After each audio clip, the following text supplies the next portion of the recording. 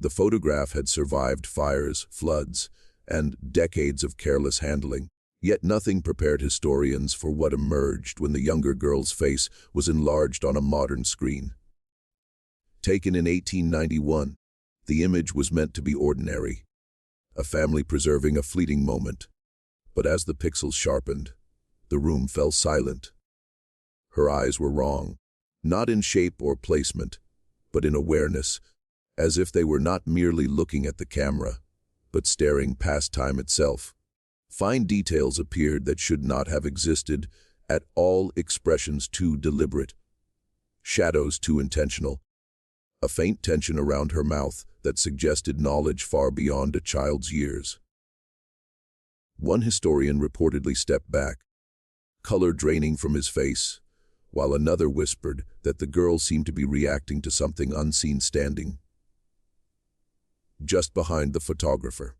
The longer they looked, the stronger the sensation grew that the photograph was not simply revealing her face, but remembering something it was never supposed to show. The first shock began as a routine act of preservation, rather than discovery. The careful enlargement of a fragile 19th century photograph intended only to stabilize fading features. At first, nothing seemed unusual, just the soft blur typical of early photographic processes, the grainy texture expected from a camera that required long stillness and steady light. But as the image expanded and the younger girl's face filled the screen, historians noticed details that should not have survived the limitations of 1891 technology. The sharpness around her eyes defied the chemical softness of the era, as if those particular features had resisted time while the rest of the image surrendered to it. Her gaze appeared focused, not vacant or unfixed as was common with children forced to sit still for extended exposures, but precise, intentional, and disturbingly present. This was not the unfocused stare of a child confused by a lens. It was the look of someone aware of being observed and fully conscious of the moment being captured. As technicians adjusted contrast and exposure, subtle variations emerged in her expression that could not be explained by motion blur or photographic artifact. The muscles around her eyes seemed engaged, the slight tightening beneath the lower lids suggesting attention rather than fear or boredom. More unsettling still was the sense of timing her expression conveyed, as if it had been chosen rather than caught. Early photography demanded long exposure times, making fleeting expressions nearly impossible to record. Yet her face seemed frozen in a moment too precise to be accidental. Historians familiar with thousands of similar portraits felt an instinctive discomfort, the kind that arises when something violates an unspoken rule of reality. They knew how children of that era appeared on film, how stiffness, fatigue, or forced stillness shaped their faces, and this image followed none of those patterns. As magnification increased further, irregularities appeared in the reflections within her eyes, shapes that did not correspond to the studio setup, described in archival notes. The reflections hinted at depth, as if the room extended far beyond what was recorded, and some claimed they could make out forms that resembled movement, rather than static objects. This was the moment the mood in the room shifted from academic curiosity to quiet unease, because the photograph no longer felt like a passive object, but like a surface that was giving something back. The girl's face did not simply endure scrutiny. It seemed to respond to it, holding a presence that felt active rather than preserved, as though the act of enlarging the image had not revealed her expression, but awakened it once the initial unease had settled. Historians turned to documentation, convinced that context would drain the image of its unsettling power. They retrieved studio records, family registries, and handwritten notes from the period, expecting to find an explanation rooted in social custom or photographic technique. According to the ledger, The photograph had been commissioned by a respected household and taken by a local photographer known for his strict adherence to conventional methods.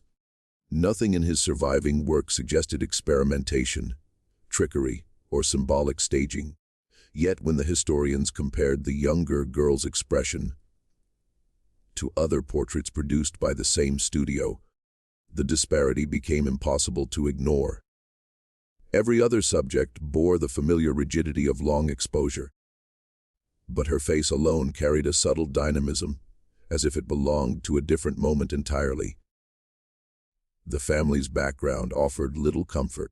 Census records described an ordinary upbringing, no known scandals, no unusual education, no signs that the child would have been coached to perform or hold a deliberate expression. Letters written by relatives mentioned the girl only briefly, noting her quiet nature and her tendency to watch rather than speak, an observation that felt harmless on paper, but unsettling when paired with the photograph. One historian pointed out that the wording in these letters suggested prolonged silences, moments where the child seemed to observe adults with an intensity that made them uneasy, though none dared articulate why. What had once been dismissed as poetic phrasing now felt like reluctant honesty. As the analysis continued, the photograph was compared with others taken years apart, including images of the same family in which the younger girl appeared older. In those later photographs, her face looked ordinary, softened by age and the evolving style of photography, as if whatever presence had existed in 1891 had faded or withdrawn. This inconsistency troubled the historians more than any visible anomaly, because it implied that the unsettling quality was bound to a specific moment rather than to the person herself. It suggested an interruption, a brief convergence of something that did not belong entirely to the child or the era. The final blow to rational explanation came when a restoration specialist overlaid the enlarged image with chemical analysis data. Certain areas of the girl's face displayed an unusual density pattern, one that did not match the rest of the photograph. It was as though those features had been impressed onto the plate with greater force, resisting decay and alteration over time. No known photographic process could account for such selective preservation, and the room grew quiet as the implication settled in. The photograph was no longer just a record of a child. It had become evidence of an event, something that had occurred in front of the camera and left a deeper mark than light alone should have been able to leave. As speculation deepened, the historians began to experience something they struggled to document without sounding irrational, a growing sense that the photograph behaved differently depending on who studied it and for how long. During extended viewing sessions, several researchers reported a subtle shift in perception, not in the image itself, but in their own focus. The younger girl's face seemed to demand attention, pulling the eye back, no matter where the viewer tried to look. Measurements taken at different times produced minor discrepancies, particularly around the contours of her eyes and mouth, variations too small to register as errors yet too consistent to ignore. It was as if the image resisted being fixed into a single, stable interpretation. One evening, while reviewing the enlarged image in low light, a junior archivist noticed that the girl's expression appeared less neutral than before. The change was not dramatic, no obvious alteration that could be captured in screenshots or data logs, but a faint tightening at the corners of her mouth that gave the impression of restraint, like someone suppressing recognition.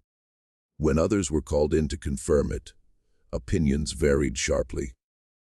Some saw nothing unusual, while others felt an immediate wave of discomfort, insisting that the face now carried a knowing quality that had not been present earlier in the day.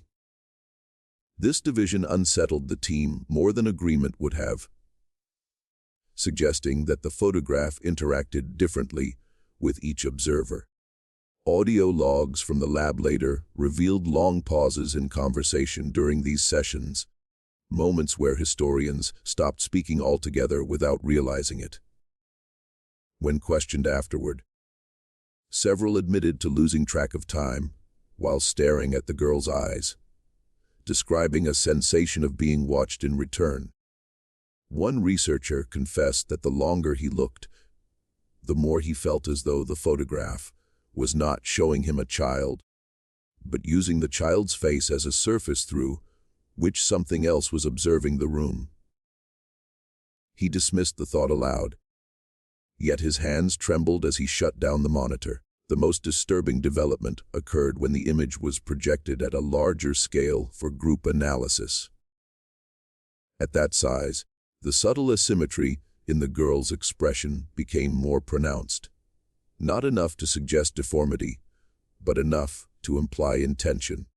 Her gaze no longer appeared centered on the camera lens but slightly offset, angled toward a point just beyond the photographer's position. When the projected angle was calculated, it aligned not with any known object in the studio, but with the space where the photographer himself would have been standing. The realization spread slowly through the room, followed by an unspoken understanding that the girl in the photograph was not looking at the camera at all, but at the person behind it. The fourth turning point emerged when historians began tracing the life of the photographer himself, hoping that his perspective might offer clarity where the image refused to. Archival fragments revealed that he had abruptly ceased his practice only months after taking the photograph. Despite a steady clientele and growing reputation, no formal explanation was recorded, only a brief notice in a local paper stating that his studio had closed due to personal reasons. At the time, this phrasing would have raised little suspicion, but in light of the photograph, it took on a heavier meaning. The absence of further work from a man so methodical suggested an interruption rather than a choice. Personal correspondence uncovered later painted a more unsettling picture. Letters written by the photographer to a colleague referenced a sitting that left him unsettled beyond reason. Though he never identified the subject directly, he described a sensation of being observed while preparing the plate, a discomfort that intensified when he stepped behind the camera cloth. According to his account, the unease did not fade after the exposure but lingered, following him even after the family had departed.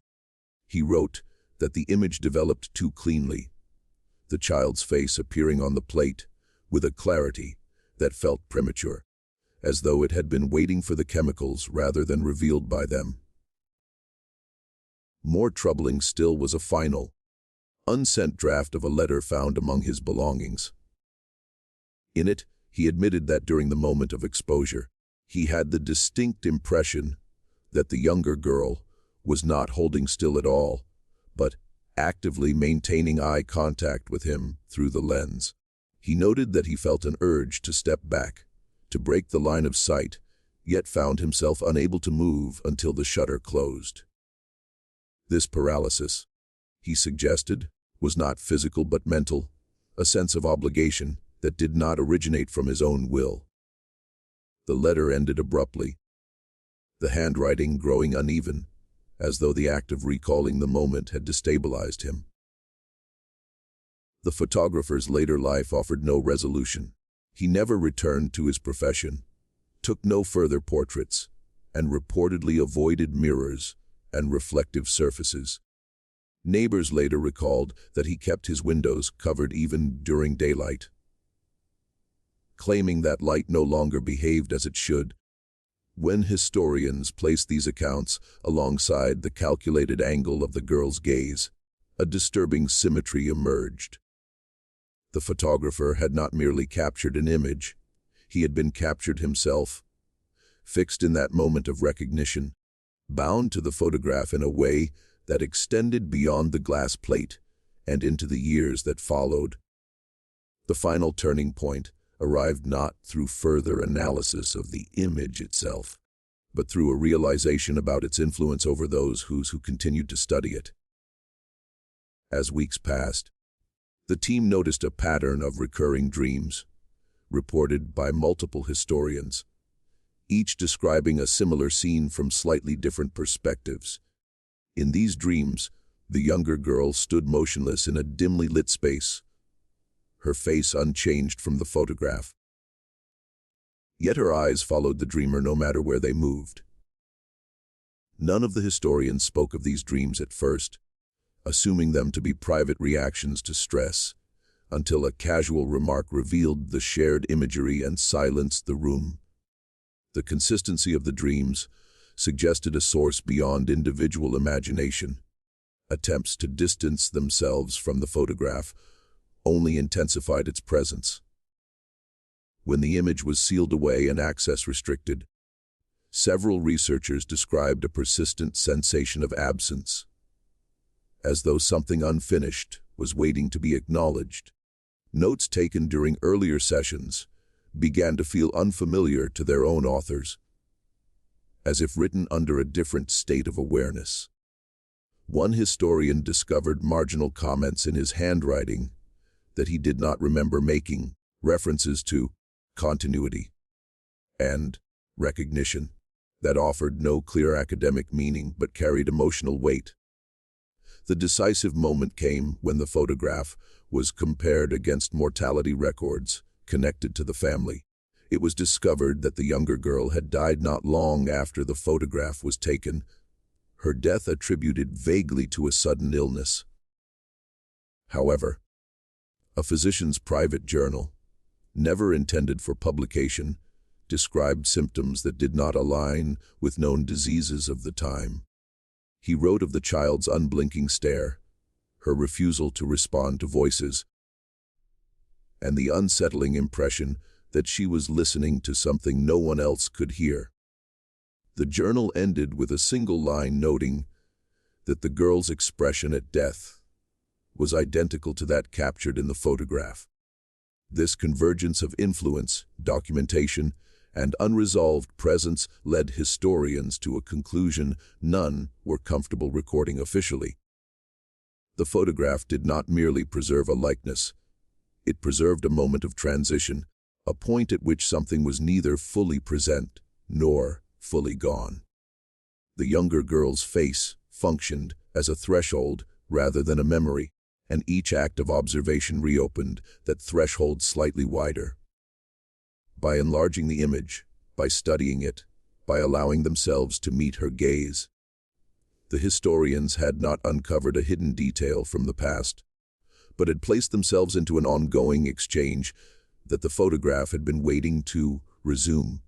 In the end, the historians agreed to do what no academic institution ever admits. To doing, they stopped asking questions.